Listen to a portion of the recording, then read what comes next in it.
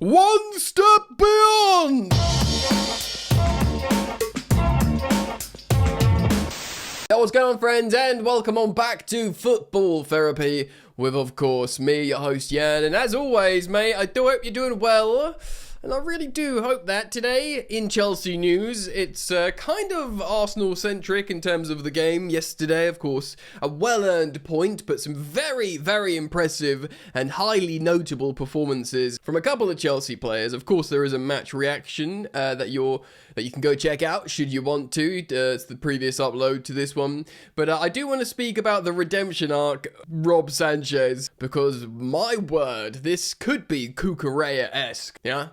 We asked the question, is Reece James one of the best midfielders in world football? You know, he was arguably the best right back, right wing back in world football. Maybe he was going sort of toe to toe with the likes of Ashraf Hakimi, but you know, everyone knew Reece James was different gravy granules. We'll speak about navigating the Moises Caicedo red card, and I do want to give a shout out to Aaron Anselmino, the Chelsea centre back currently playing on loan at Borussia Dortmund, and playing very well. So yeah, it's gonna be a great video. The vibes are up and I'm feeling good, and I'm happy to have you here, my friend. If you're a new visitor or indeed a returning visitor who's yet to subscribe, what you doing, mate? Yeah, it's time. It's time. We've smashed past the 200k barrier. It's a whole brave new world and you can be part of it. Yes, like and subscribe, support the ting, why not drop some hype points, comment and share. You might be thinking, yeah, it's time I give Jan a hand. It's time I put the work in, yeah? That's all you got to do. It's not even work, is it? Just liking and subscribing, clicking a couple of buttons. That's not work. So anyway, let's get into it. So I do want to start off with Aaron Anselmino. I've seen this stat online, so it must be true. Borussia Dortmund have only conceded 2 goals in the 5 games Aaron Anselmino has started. An incredible defensive record when the young Argentine Chelsea player starts a game. He also scored a goal the other day. That's good for him. Now, it is noteworthy, and I did want to speak about this, because people have forgotten about this kid. Of course, we've got a bunch of young centre-backs, including the likes of, a Champong. We've just signed the Ecuadorian 16-year-old who's apparently meant to be very good. Of course, he doesn't arrive for another couple of years. But we've got Fofana, we've got Tosin, Chalobah, Badiashile, Levi Colwill. I'm almost certainly missing someone. Disasi! No, I'm joking. But Champong, of course, is a really highly rated young player. Mamadou Sarr, from, he's at Strasbourg at the moment. He's joining Chelsea at the summer, apparently. Maybe? So there's lots and lots of young centre-backs. I don't think we're going to buy a centre-back anymore. Lots of people assumed that was a weak point for Chelsea. They said the same about goalkeeper. And don't worry, we're going to speak about Rob Sanchez. Apparently, last summer, there was a lot of offers for clubs to buy Aaron Anselmino permanently from Chelsea. Reportedly, in a way, we'd make a profit on him as well, which is really interesting, because you thought there might be a temptation there to just sell him with a buyback clause, with a sell-on clause, and they'd be like, job done, good business. But they were really, really firm on saying, no one can buy him. We want him to go on loan, and a good, high-profile developmental loan destination, which, of course, Borussia Dortmund represents. And he's doing really well there. So Chelsea saw a player they love in Anselmino. They kept their powder dry. They didn't flog him. And, it's looking like it's paying dividends. And maybe might cause a few, questions. It's very interesting. Of course, Trevoh Chalobah having an amazing performance against Arsenal, scoring the goals. Feel-good story. I've made my position clear on, I understand the sort of vision and chemistry of Levi Colwill and Fofana. Of course, no one's forgotten about Colwill. He became our most important centre-back. Maresca wanted to buy a new centre-back in the summer, despite having a few options, because he thought, well, systemically we're screwed without Colwill. And I think we did suffer. We did suffer early doors, but we've, of course, settled. Colwill will come back in. I'm a big Wes fan. Champong looks very, very good and can be trusted in a whole host of positions, but it's great to have options. This is the idea. You have a whole big portfolio of players. You see who does well. If Aaron Anselmino does really well at Borussia Dortmund, maybe they just sell him for a lot of money. Or maybe Maresca goes, you know what that kid's doing over there, I want him in my Chelsea squad. Obviously, we can't have 500 centre-backs, but if there's loads on the books at Chelsea for reasonably low wages, and they have the choice to pick out the best few by the end of this season, they'll have a good amount of data on each player, and they go, right, you, Maresca squad, we are going to be different gravy granules, mate. And of course, they're all young, so hugely positive, and I wanted to speak about it. Let's move on and speak about Robert Sanchez. Of course, I did react yesterday to what was a magnificent performance from the Chelsea goalkeeper. Number one, of course, people rightly also speaking about Reece James, and his time will come in this video, but Rob Sanchez put in an excellent performance, and in my match review, he was SofaScore's player of the match. Now, he has been good for a while now, and many of you rightly sort of highlight in the comment section on previous videos when I speak about Rob, that really, apart from that red card away at Manchester United, which was a huge error and screwed us because that's 3 points we should have had against that Man United team, especially at the time before they'd picked up form. And, you know, it stung even more because it's prolonged that just sickening record against Manchester United at Old Trafford the last, decade. They've been awful and we just can't beat them there. Similarly, Arsenal at home, I mean, it was a great result in the end yesterday, all things considered, but it does prolong that 7-game unbeaten streak for Arteta at Stamford Bridge, which again is a sickener. But apart from that red card at Old Trafford, Robert Sanchez, say probably from the end of last season, throughout the Club World Cup, remember he won Best Goalkeeper in the Club World Cup, maybe it's easy to give that to the goalkeeper on the team that wins the competition, but he was good in that competition. He was excellent in the final against PSG, especially playing in those long balls in behind. And he started this season really well, but it's not up for debate. He is in the peak form of, his Chelsea career, definitely, but dare I say, his career. I know he was highly rated at times at Brighton before he fell out with whoever, but he's playing really well. And the main thing is, I feel safe. He's got his decision making with Rob. It's now and again he does some weird stuff. I mean, he did hit Enzo Fernandez on the back of the head the other day, which kind of feels like he's playing the hits. But he's not throwing them in his own net anymore. He's not passing directly to opposition forwards. He's playing good long balls in behind. He's an amazing shot stopper. We've kind of always known that about Robert Sanchez. He's got the capacity to make amazing saves. And he's continuing to do that, probably at the same amount he did before, but without all the negative stuff in between. So he's really good at making saves. His distribution is not always on point, but it's good enough at the moment, and I guess that's something that can get better. His decision making is less insane, but I think the biggest plus for me, the biggest positive worth speaking about, is that he commands his box so well. At set pieces, especially, for example, against a team like Arsenal, who are really good at set pieces, even without their starting centre-backs, they're delivering players, they all know what they're doing, they're still a really good set-piece team. He's just no chance, you don't get a sniff, you get no change out of Rob Sanchez on corners. He comes out, he whips stuff out of the air all the time, and that's so nice, gives you a warm, fuzzy feeling, because I still remember having Kepa in goal for so long, who was just frightened in his area of coming out and claiming balls. Sanchez, he's massive, he's a really tall goalkeeper. He comes out, he plucks stuff out of the air, and yeah, I mean, I know goalkeepers peak later, and he's 27, 28.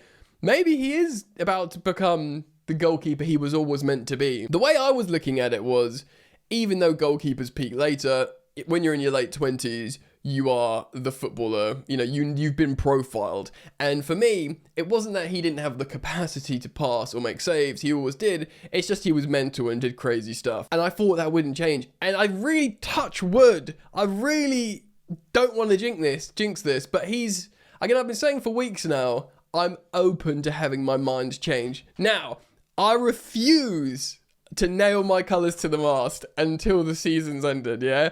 I have been hurt before. I will need the entirety of this season to evaluate Rob Sanchez as a Chelsea's number one.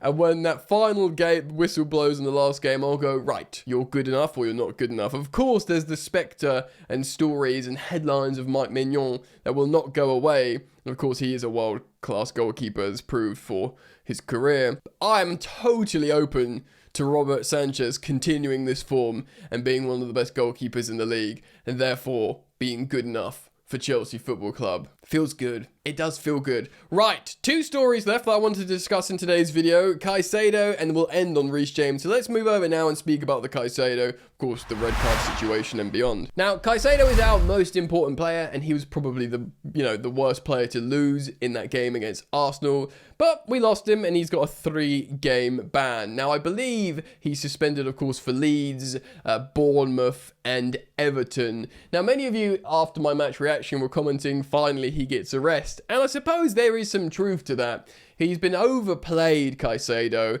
He will hopefully learn from that red card. And you would think, with the reintroduction of Dario Asugo, who's now training with the Chelsea first team, I mean, absolutely, that is good timing, his return, considering the suspension from Moises Caicedo. Now, I would trust the likes of, Asugo to come in and play against those teams. Maybe he'll come in straight away for Leeds, because we know Reece James will be rested for that game. Maresca's confirmed after the game we need to be very careful with Reece, and yes, I absolutely agree. We'll end the video speaking about Reece.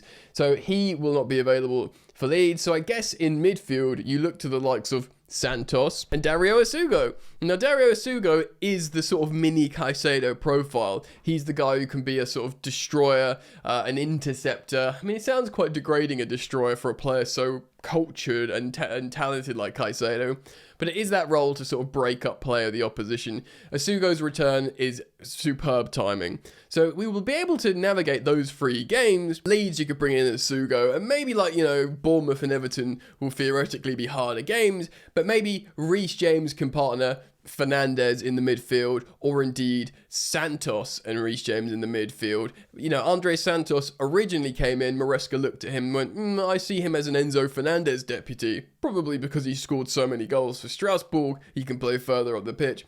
But over time, as Maresca's evaluated him, clearly he trusts his defensive capability, like his tackling, and he thinks, you know what, no, you can deputise for Caicedo. So actually, we do have options to navigate those 3 games between, I don't know when Lavia is returning, probably never, I don't know, between Asugo, Santos, Reece James, Enzo Fernandez, and indeed Malo Gusto has played as a holding midfielder. I know we've seen him invert into the pocket, but we have seen him play that role as well, and fleetingly, I think we've seen Josh Chiampong.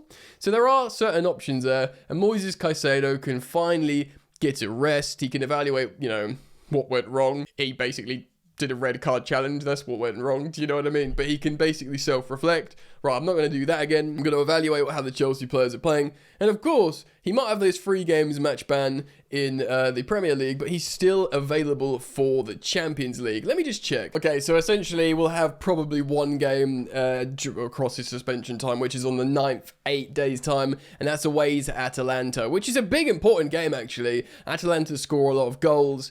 I think they won 3-0 in their last Champions League game. Of course, we end at Napoli away. That's at the end of January though. So yeah, it's essentially, there's Paphos at home as well, but that's the 21st of January. So there's a lot of time before. So really, the game he will be really, really important for while he's suspended in the Premier League, and he can be available. He will start on the base of midfield away at Atalanta. You get the win there, you're in a great position, because then you feel like you just beat Paphos at home, and then you probably don't need to beat Napoli away on the final day to be in the top 8, I don't think. Chelsea are currently on, what are we on in the Champions League table? I'm trying to have a look at it now. Chelsea are on 10 points. So yeah, if you get that Atalanta win, and then you back yourself to beat Paphos at home, that's 16 points. That'll be enough for top 8.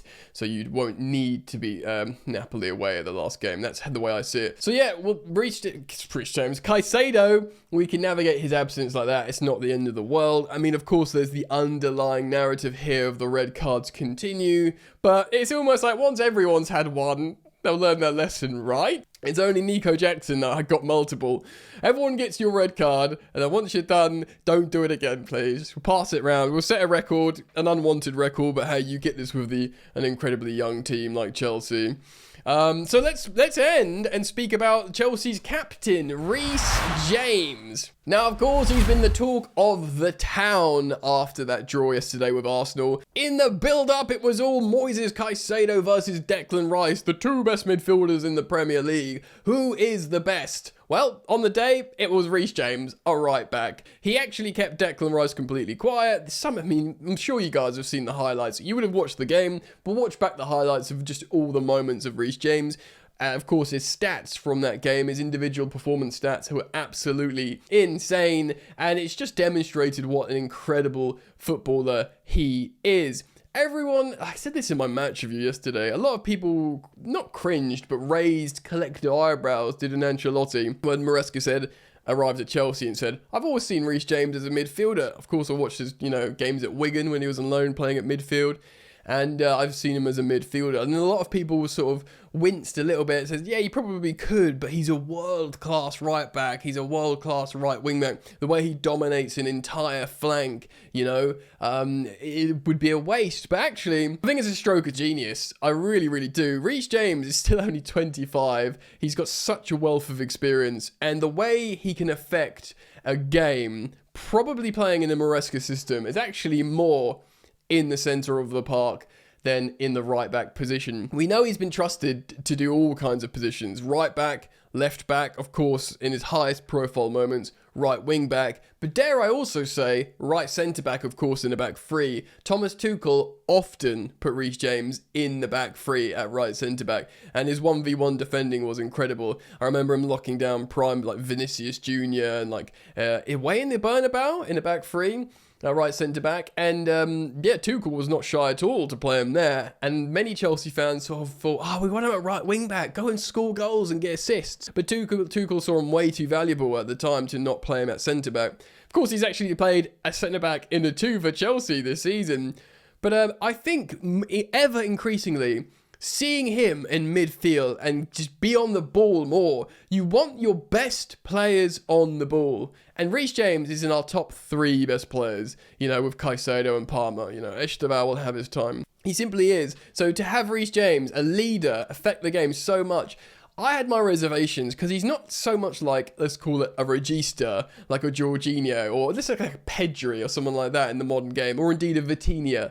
He's not that, and also he's not a Caicedo, so it's hard to evaluate how he is, but the way, or even like a Kovacic/Lavia, press resistant midfielder, he is press resistant, but he's not profiled as this one style, like a destroyer, a regista, a quarterback, like a playmaker. He's just like an amazing footballer that you put in midfield and he'll play amazing football. The way he can move, and he moved out of space and he turned, the risk, he takes risks as well, but he backs himself. These one touches, these turns, the way he shapes his body, these risky, maneuvers, and just basically goes for it and backs himself as a world-class player to execute said moves. And he does it. So the question is, of course, it used to be Hakimi versus Reece James, and I still backed Reece James over Hakimi because Reece James is better defensively. Hakimi's an amazing player getting forward, an incredible engine.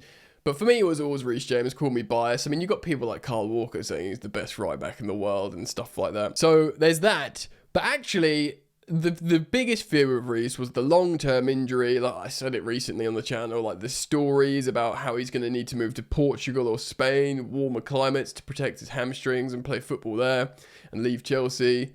Maresca's come in, he's seen that, he's protected his hamstrings, and he says that, I think he can affect games massively in midfield. Originally as an inverting right back, but now just straight up start him in midfield and in the high profile games. Your Barcelonas, your Arsenals, he's a starting midfielder. And he outshone Declan Rice massively with 10 men. His team was a man down, and he massively outperformed Declan Rice as a central midfielder. So yeah, I guess he's, I don't want to say he's one of the best midfielders in the world. He's just one of the best footballers in the world. He's played centre back in a 2, in a 3. He's played left back loads for Chelsea. He's played left back for England. Tuchel plays him, if he needs him to play left back for England, he does. Of course, right wing back, different positions in midfield. We know he can score because he was trained as a striker at the Chelsea Academy. Just play him anywhere. Literally play him anywhere, and he will do well. He's a little bit like Cesar Azpilicueta, and I love Dave. I love Azpilicueta, but I think Reece James is better. I mean, he's a more talented footballer. both been Chelsea captain though, which is lovely stuff. Anyway, I really wanted to get through these talking points today, so please do start up the conversation down in the comment section below. And as always, I do thank you for your support, for liking the video, subscribing, commenting, sharing, and hyping. Danny somewhere, the hype button. Other than that, look after yourselves. See you soon. Peace. You ain't so tough with that bad boy talk. I'ma get it how I'm living, I'ma walk the walk. Outline my lines, I rap through thought. Body bag the verse, outlined in chalk.